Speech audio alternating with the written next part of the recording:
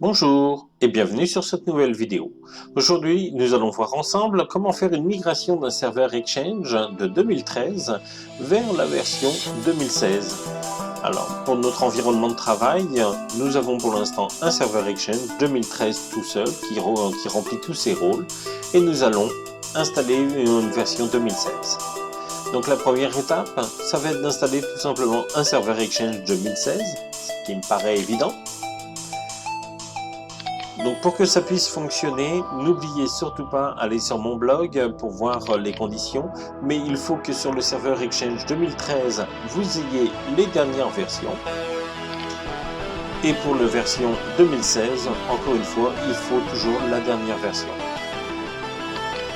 Surtout si on veut l'installer sur un Windows 2016. Donc l'installation d'un Windows Exchange, d'un Exchange 2016 se fait simplement. J'avais déjà installé les prérequis dedans, je ne le montre pas parce que tout simplement j'ai déjà fait une vidéo précédente sur comment installer un serveur Exchange. Donc il n'y avait pas besoin de le reprendre, cette partie-là avec les prérequis.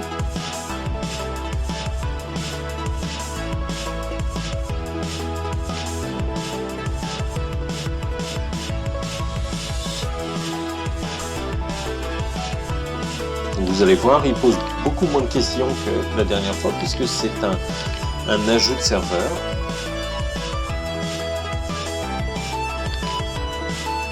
Donc comme là, je lui dis de ne pas aller chercher les mises à jour sur Internet, forcément je vous recommanderais en production d'aller les chercher. Comme pour l'antivirus, pour l'instant je ne l'active pas parce que je suis dans un laboratoire, sinon je vous recommanderais toujours de l'installer. Donc là, il y a déjà une détection au niveau du schéma pour vérifier est-ce qu'il existe déjà un serveur Exchange, un environnement ou une organisation Exchange. Ça fonctionne. Donc on fait installer.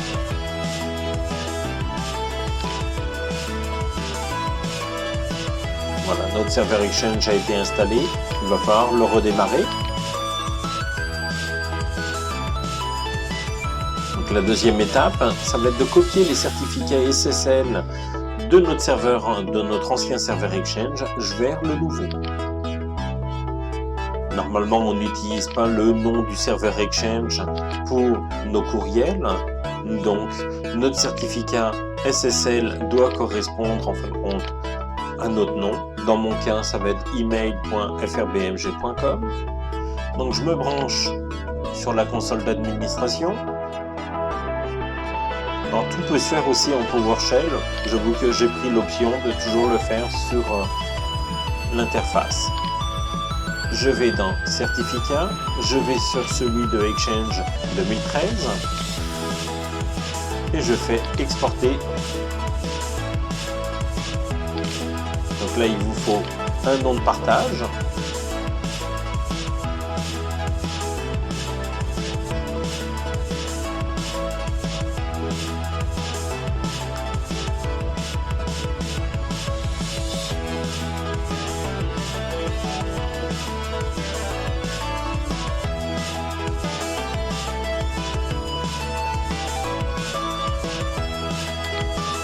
Et un mot de passe pour sécuriser notre certificat SSL.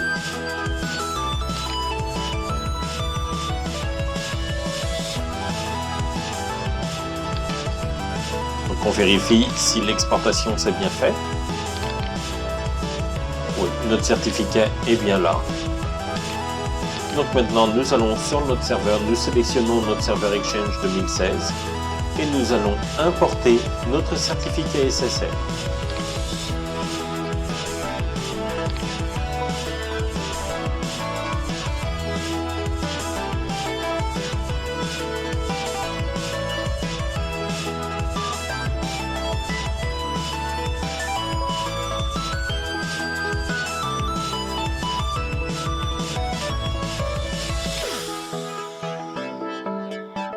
Donc on lui donne le chemin où se trouve notre certificat, le mot de passe, à quel serveur Exchange nous allons l'attribuer.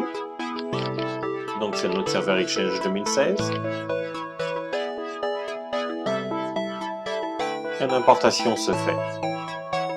Il va nous rester tout simplement comme pour une configuration d'un serveur Exchange, à lui assigner le certificat SSL qui va être assigné à quel service.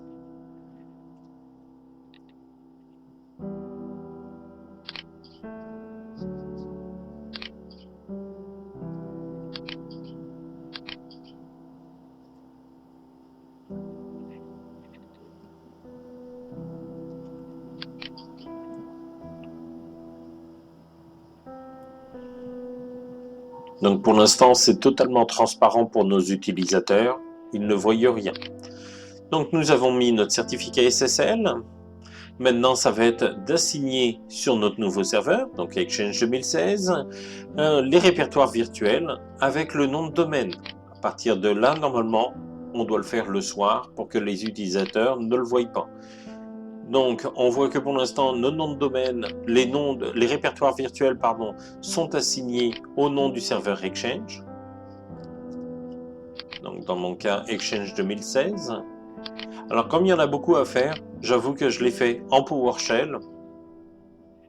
J'avais déjà tapé la ligne de commande que l'on peut trouver tout simplement sur mon blog, encore une fois, au www.frbmg.com.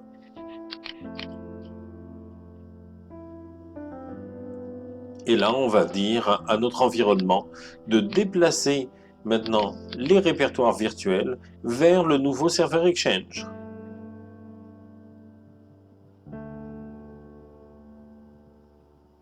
Donc, il va lui donner les URL, autant en interne qu'en externe.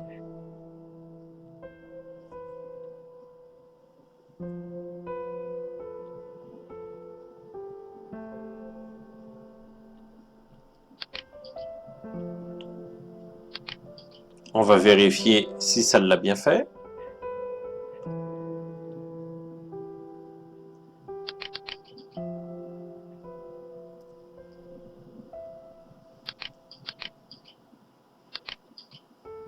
Et maintenant, on va aller dans IIS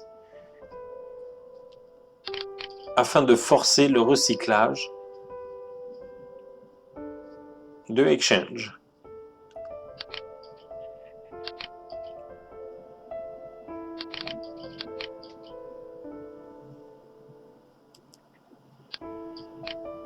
On a aussi toujours l'autre méthode qui va être soit de redémarrer IIS, soit de redémarrer le serveur aussi.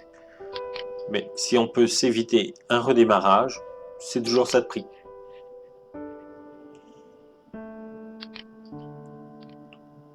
Donc la quatrième étape maintenant, ça va être de changer nos DNS afin que le nom email.frbmg.com pointe sur mon serveur Exchange 2016 et non plus 2013. Donc pour l'instant sur un poste de travail, je fais un ping pour voir, il va tout simplement sur mon Exchange 2016. Donc je vais sur mon contrôleur de domaine maintenant. Et le email.frbmg.com, je le change avec l'adresse IP de mon serveur Exchange 2016.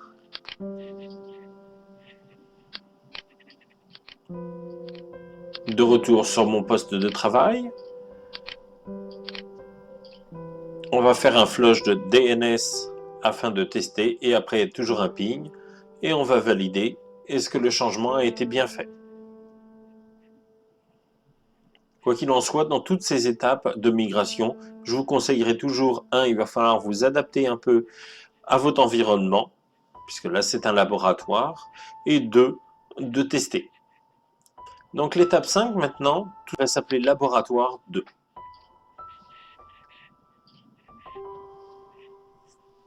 Alors cette étape n'est pas obligatoire, on pourrait très bien prendre la base de données déjà existante que Exchange a installée par défaut et la bouger et la renommer en même temps.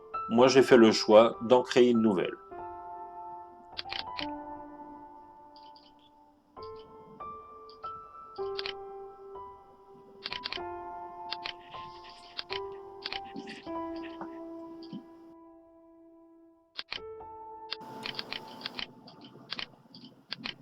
Donc je crée mes répertoires. pour ma base de données et l'autre pour les logs.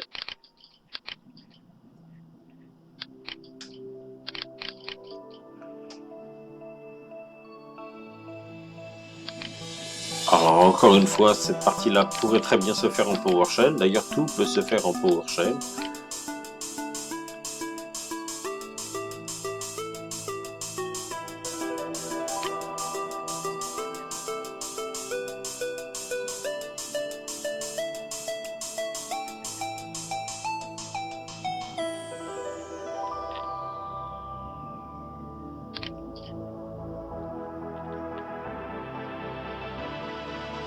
Donc on voit en arrière-plan que la base de données est en train de se créer.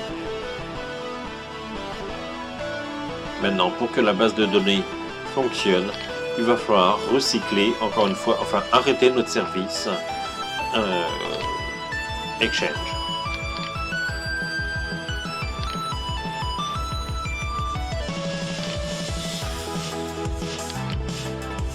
Alors on pourrait encore y aller avec l'étape, redémarrer notre serveur Exchange au complet, ou dans ce cas-là, simplement redémarrer le service.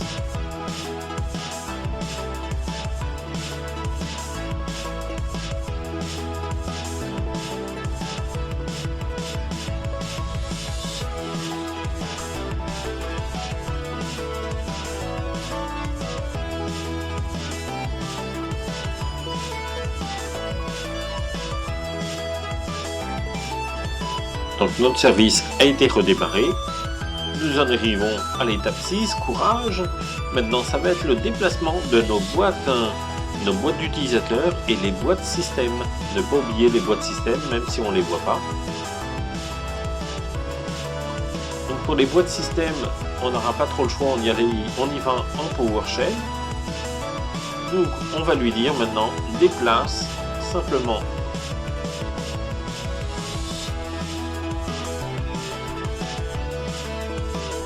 Pour l'instant, je fais une interrogation. Elles sont bien sur Exchange 2013.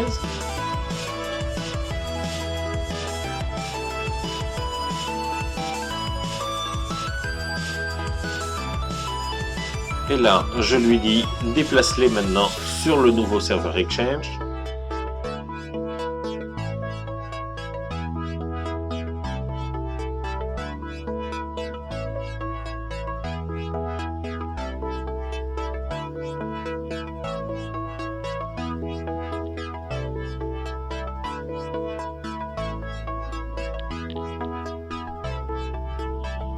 Alors, le déplacement de la boîte peut prendre toujours un petit peu de temps.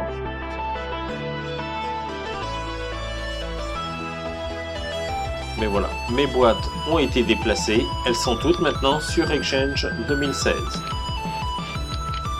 Maintenant, ça va être de déplacer mes utilisateurs, ou de faire une migration de mes utilisateurs vers la boîte aux lettres. Donc, je prends un utilisateur pour voir où est-ce qu'il est pour l'instant. Il est bien dans la base de données laboratoire. Je veux le déplacer sur laboratoire 2. Donc là, je vais y aller avec un GUI.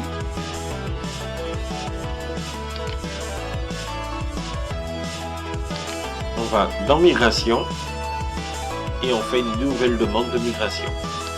Encore une fois, cette partie-là peut prendre toujours un petit peu de temps, surtout ça dépendra de la taille de la boîte aux lettres. Donc je sélectionne mes utilisateurs.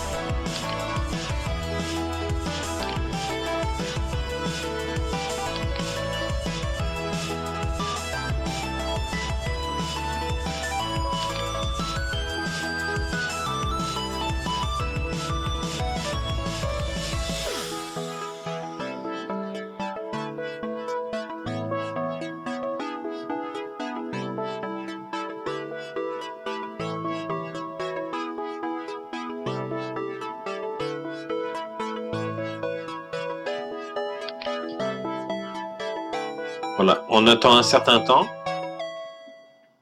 et la migration va se faire. Maintenant, ça va être de déplacer nos connecteurs d'envoi et les connecteurs de réception pour que maintenant ça soit Exchange 2016 qui s'en occupe.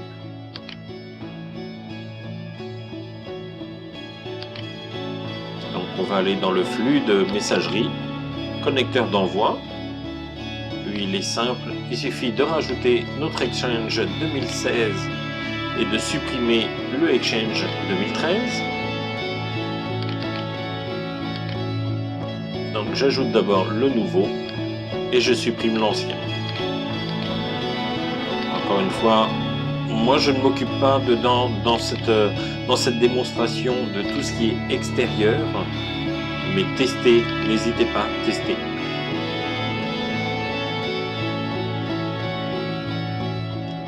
Et là je rajoute le nom sur lequel il va répondre, parce que je ne l'avais pas fait. Maintenant pour le connecteur de réception,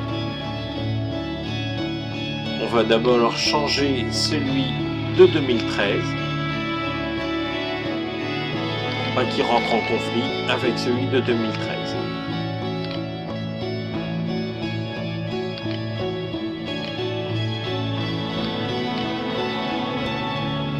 On le renomme pour qu'il corresponde au nom de domaine externe.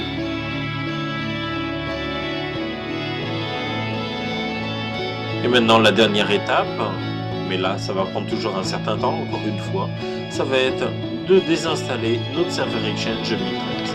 Moi ce que je vous conseillerais toujours de faire, c'est d'attendre une couple de jours pour voir que ça fonctionne bien, voire soit d'éteindre Exchange 2013 ou lui couper les accès réseau. Donc là je sélectionne mon serveur Exchange et je lui dis désinstaller. Il va faire une vérification qu'il n'y ait plus rien.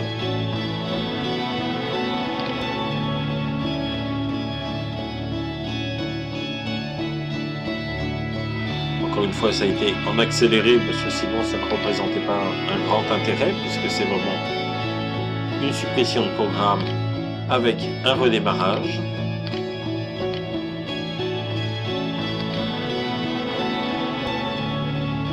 Et pour finir, la vérification. Donc sur mon poste de travail, est-ce que ça fonctionne bien? Est-ce que j'arrive bien à me connecter? Donc n'oubliez pas qu'il y a toujours des temps de réplication. Il y a toujours cette partie-là. Donc je démarre Outlook et il se connecte bien sur le nouveau serveur Exchange. Donc n'hésitez pas à venir me visiter sur mon site au www.frbmg.com.